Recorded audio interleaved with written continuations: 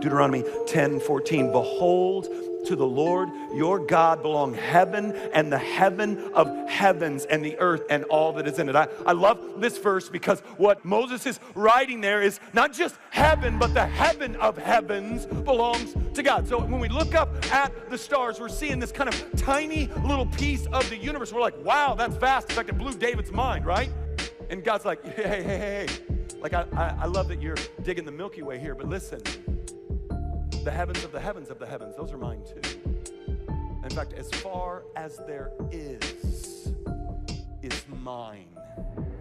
Abraham Kuyper said it like this: there is not a square inch in the whole domain of our human existence over which Christ, who is sovereign over all, does not cry, mine.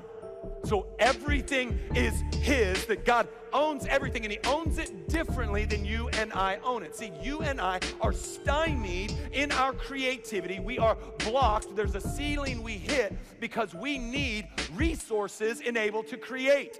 So if you're a writer, your ability to write hinges upon the language you know, the dictation you know, your ability to get ways to write. You can't create them out of nothing. You must have things in order to create.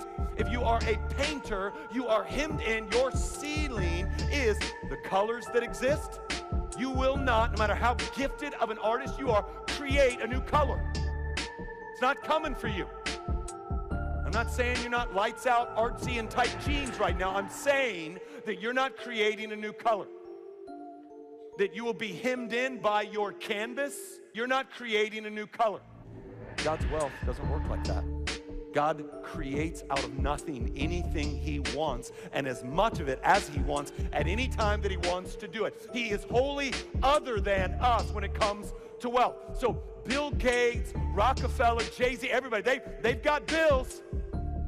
I mean, they've got money. I'm not trying to take away from their wealth, but their wealth is dependent upon creation, yet our God's wealth goes well beyond creation because he is the creator. If he wanted to make a new color, he would. And if he wanted to create a new animal, he would. And if he wanted to build a billion, trillion-dollar mansion somewhere in the world, he'd just tell it to do it. God is never in a panic. He's never wondering how to get you through college. He's not worried about what kind of job you're going to get. He's not built like that.